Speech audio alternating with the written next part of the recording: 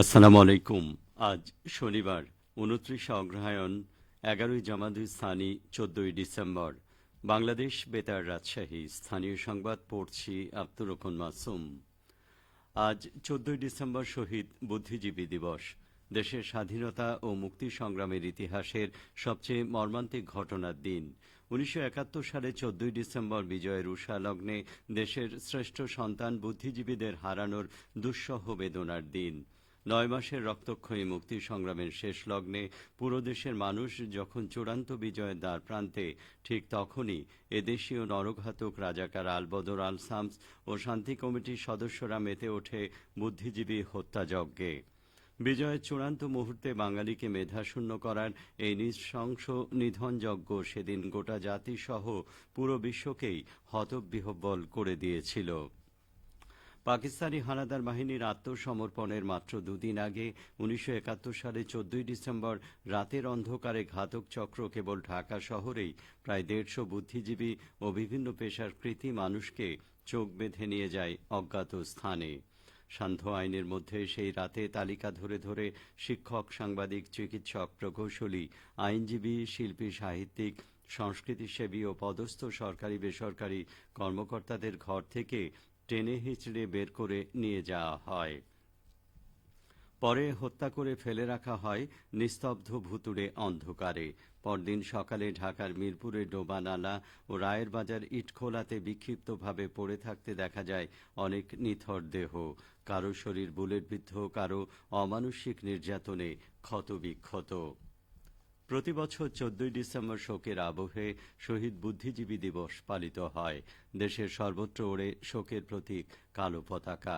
দেশব্যাপী বিভিন্ন রাজনৈতিক, সামাজিক, সাংস্কৃতিক ও পেশাজীবী সংগঠন শহীদদের স্মৃতির উদ্দেশ্যে পুষ্পার্ঘ্য অর্পণ, মিলাদ ও দোয়া মাহফিল, আলোচনা সভা, গান আবৃত্তি, মুক্তিযুদ্ধভিত্তিক চলচ্চিত্র ও আলোকচিত্র প্রদর্শনী, স্বেচ্ছায় রক্তদান, চিত্রাঙ্কন প্রতিযোগিতার আয়োজন করা হয়। শহীদ বুদ্ধিজীবী দিবস উপলক্ষে আজ সকালে সর্বপ্রথম রাষ্ট্রপতি মোহাম্মদ শাহাবুদ্দিন এবং এরপর প্রধান উপদেষ্টা ডক্টর মোহাম্মদ ইউনূস মিরপুর শহীদ বুদ্ধিজীবী স্মৃতিসৌধে পুষ্পস্তবক অর্পণ করেন। এরপর মুক্তিযুদ্ধ বিষয়ক উপদেষ্টার নেতৃত্বে শহীদ বুদ্ধিজীবী পরিবারের সদস্যরা এবং যুদ্ধাহত বীর মুক্তিযোদ্ধারা মিরপুর বুদ্ধিজীবী স্মৃতিসৌধ এবং রায়ের বাজার বৌদ্ধভূমি স্মৃতিসৌধে পুষ্পস্তবক অর্পণ করেন। এরপর সর্বস্তরের মানুষ বুদ্ধিজীবী স্মৃতিসৌধে পুষ্পস্তবক অর্পণ করেন। বাংলাদেশ বেতার ও বাংলাদেশ টেলিভিশন এবং বেসরকারি টিভি চ্যানেলগুলো দিবসের তাৎপর্য তুলে ধরে বিশেষ অনুষ্ঠান প্রচার করছে। জেলা ও উপজেলা পর্যায়েও নানা অনুষ্ঠানের আয়োজন করা হয়েছে। সব মসজিদে বিশেষ মোনাজাত করা হবে। এছাড়া মন্দির, গির্জা, প্যাগোডা ও অন্যান্য উপাসনালয়ে প্রার্থনা করা হবে। এদিকে রাজশাহীতে দিবসটি পালনে নানা কর্মসূচি হাতে নিয়েছে জেলা প্রশাসন। এ উপলক্ষে আলোচনা সভা, দোয়া মাহফিলের আয়োজন করা হয়েছে। নওগাঁয় জেলা প্রশাসনের আয়োজনে যথাযোগ্য মর্যাদায় নানা কর্মসূচি পালনের মধ্য দিয়ে শহীদ বুদ্ধিজীবী দিবস পালিত হচ্ছে। বিকেল ৩:৩০টায় শহরের মুক্তির মোড়ে প্রামাণ্যচিত্র প্রদর্শন করা হবে। বিকেল ৫:৩০টায় বোয়ালিয়া দোগাছি গণকবরের পাশে স্মৃতিস্তম্ভের পাদদেশে মোমবাতি প্রজ্বলন কর্মসূচি রয়েছে। কর্মসূচিগুলোতে সংশ্লিষ্ট সকলকে অংশগ্রহণ করতে বলা হয়েছে। শহীদ বুদ্ধিজীবীদের প্রতি শ্রদ্ধা ও কৃতজ্ঞতা জ্ঞাপন এবং দেশপ্রেমে উজ্জীবিত হওয়ার প্রত্যয়ে আজ নাটোরে শহীদ বুদ্ধিজীবী দিবস পালন করা হবে। এ উপলক্ষে সকাল 10:30টায় জেলা প্রশাসকের সম্মেলন কক্ষে আলোচনা সভা অনুষ্ঠিত হবে। আলোচনা সভায় সভাপতিত্ব করবেন জেলা প্রশাসক আসমা শাহীন। বেলা 11:30টায় নিজস্ব মিলনায়তনে আলোচনা সভার আয়োজন করেছে নাটোর প্রেস ক্লাব। নাটোর নবাব সিরাজউদ্দৌলা সরকারি কলেজ সহ জেলার সকল শিক্ষা প্রতিষ্ঠানে আলোচনা সভা, দোয়া মাহফিল অনুষ্ঠিত হবে। দিবসটি উপলক্ষে ভিক্টোরিয়া পাবলিক লাইব্রেরি সন্ধ্যায় মোমবাতি প্রজ্বলন কর্মসূচি গ্রহণ করেছে।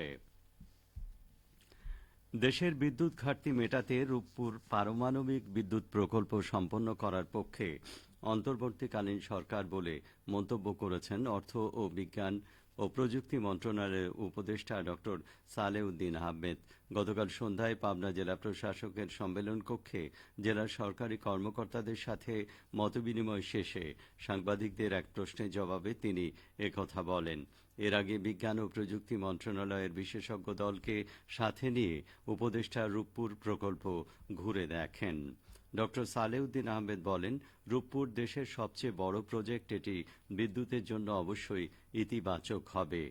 এটা নিয়ে আগের সরকার কি করেছে না করেছে সেটা অন্য জিনিস, কিন্তু বর্তমান সরকার এটা শেষ করার পক্ষে। সেটা যত তাড়াতাড়ি সম্ভব, যতটা সম্ভব নিরাপত্তার বিষয়টি খতিয়ে দেখা হচ্ছে। এ সময় বিজ্ঞান ও প্রযুক্তি মন্ত্রণালয়ের সিনিয়র সচিব মোকাব্বির হোসেন, পাবনা জেলা প্রশাসক মফিজুল ইসলাম, পুলিশ সুপার মোর্তজা আলী সহ জেলার সরকারি দপ্তরের কর্মকর্তারা উপস্থিত ছিলেন। সবশেষে আবহাওয়া। আজ সকাল ৬টায় রাজশাহীতে তাপমাত্রা ছিল ১১.২ ডিগ্রি সেলসিয়াস। সেই সময় বাতাসে আর্দ্রতার পরিমাণ ছিল ৯১%। রাজশাহী ও পার্শ্ববর্তী এলাকায় আজ সূর্যোদয় হয়েছে সকাল ৬টা ৪১ মিনিটে, সূর্যাস্ত সন্ধে ৫টা ১৯ মিনিটে। সংবাদ শেষ হল। আমাদের পরবর্তী স্থানীয় সংবাদ দুপুর ১২টা ১০ মিনিটে।